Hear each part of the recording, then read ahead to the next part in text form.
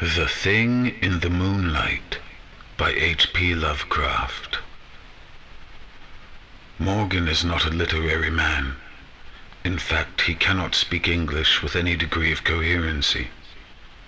That is what makes me wonder about the words he wrote, though others have laughed. He was alone the evening it happened. Suddenly an unconquerable urge to write came over him, and taking pen in hand, he wrote the following. My name is Howard Phillips. I live at 66 College Street in Providence, Rhode Island. On November 24th, 1927. For I know not even what the year may be now. I fell asleep and dreamed, since when I have been unable to awaken. My dream began in a dank, reed-choked marsh that lay under a grey autumn sky, with a rugged cliff of lichen-crusted stone rising to the north.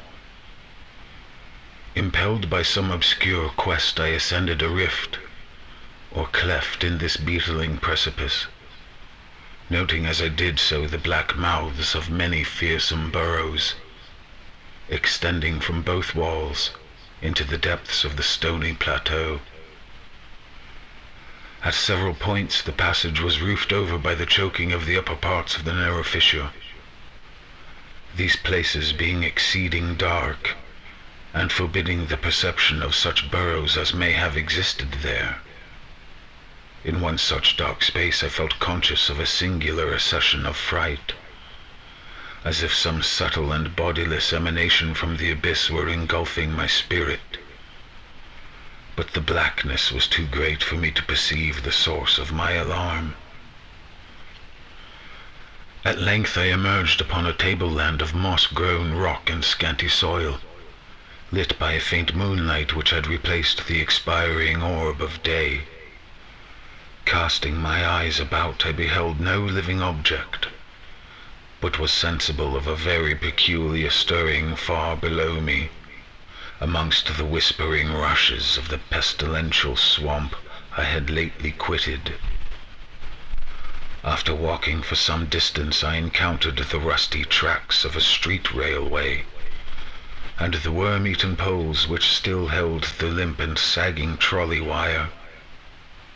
Following this line, I soon came upon a yellow, vestibuled car numbered 1852, of a plain, double-trucked type common from 1900 to 1910. It was untenanted, but evidently ready to start, the trolley being on the wire and the air brake now and then throbbing beneath the floor.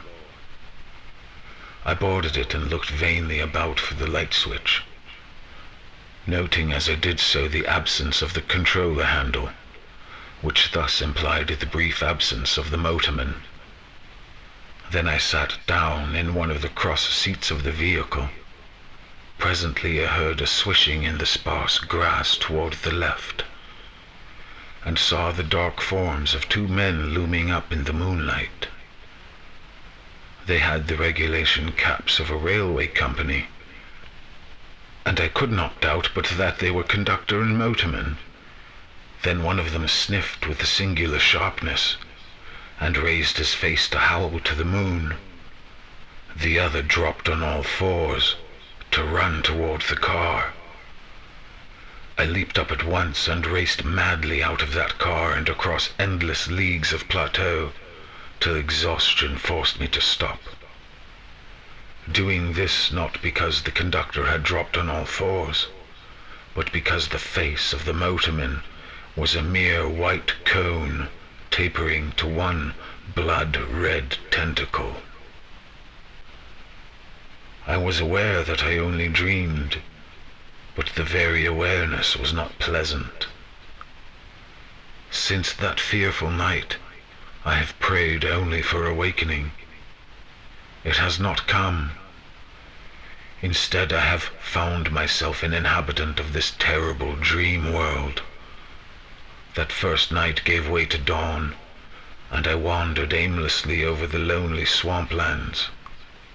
When night came, I still wandered, hoping for awakening.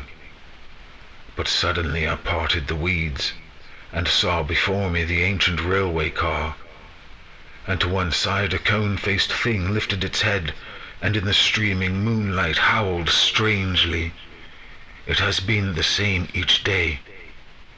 Night takes me always to that place of horror. I have tried not moving with the coming of nightfall, but I must walk in my slumber, for always I awaken with the thing of dread howling before me in the pale moonlight, and I turn and flee madly. God, when will I awaken? That is what Morgan wrote. I would go to 66 College Street in Providence, but I fear for what I might find there.